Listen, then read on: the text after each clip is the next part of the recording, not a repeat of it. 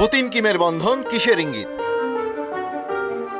আন্তর্জাতিক আদালতের গ্রেপ্তারি পরোয়ানা মাথায় নিয়ে প্রায় ২৪ বছর পর উত্তর কোরিয়া সফর করলেন রুশ প্রেসিডেন্ট ভ্লাদিমির পুতিন। রাশিয়া এবং উত্তর কোরিয়ার পুরনো সম্পর্কের পালে এ নতুন হাওয়া দুশ্চিন্তায় ফেলেছে পশ্চিমা বিশ্বকে। নিষেধাজ্ঞার ফাঁদে কোণঠাসা পুতিন, এমন ধারণাকে যেন বুড়ো আঙ্গুল দেখালেন এ নেতা। কিম জন উনের দেশে পা রেখে বিশ্বকে জানান দিলেন কারোরই নেই তাকে আটকে রাখার ক্ষমতা। আমেরিকা ও তার মিত্রদের নানা পদক্ষেপে আন্তর্জাতিক পরিমণ্ডল থেকে প্রায় বিচ্ছিন্ন উত্তর কোরিয়া এবং রাশিয়া। এমন পরিস্থিতির মধ্যেই সার্বিক কৌশলগত চুক্তি স্বাক্ষর করল পশ্চিমা বিরোধী দুই শক্তি। ঘটনার পরিপ্রেক্ষিতে ঘুরে ফিরে আসছে কিছু প্রশ্ন। উত্তর কোরিয়ার জন্য পশ্চিমাদের দেয়া বিভিন্ন নিষেধাজ্ঞা কি এখন থেকে রাশিয়ার জন্যও প্রযোজ্য হবে?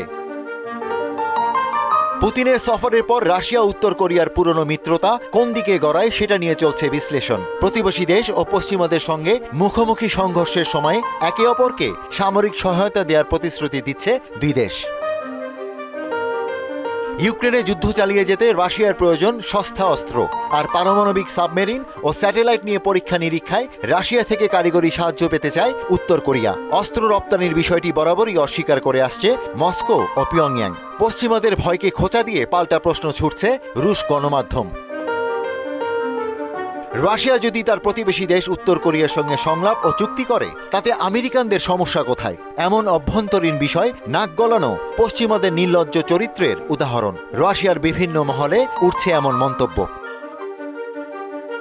২০০০ সালের জুলাইয়ে প্রথমবারের মতো পিয়ংইয়াং সফরে এসেছিলেন প্রেসিডেন্ট পুতিন। শীতল যুদ্ধ শেষ হওয়ার পর সেটাই ছিল রাশিয়া উত্তর কোরিয়ার প্রথম দ্বিপাক্ষিক বৈঠক। ওয়ালটন ফ্রিজ কিনে অনেকের মতো আপনিও হয়ে যেতে পারেন মিলেনিয়াল। সেরা পণ্যের সেরা অফার। ২০২৩ সালের সেপ্টেম্বরে রাশিয়া সফরে গিয়েছিলেন উত্তর কোরিয়া নেতা কিম জং উন। তখন তিনি পুতিনকে পিয়ংইয়াংয়ে আমন্ত্রণ জানান, আর সেই আমন্ত্রণে সাড়া দিয়ে এবার দেশটি সফর করলেন প্রেসিডেন্ট পুতিন। রাশিয়ার সঙ্গে যুদ্ধ নিয়ে এশিয়া, আফ্রিকা, দক্ষিণ আমেরিকার দেশগুলোকে পক্ষে টানার চেষ্টা করে যাচ্ছে যুক্তরাষ্ট্র। নেওয়া হচ্ছে হুমকি ধামকি ও কূটনৈতিক দেন দরবার সহ নানা কৌশল।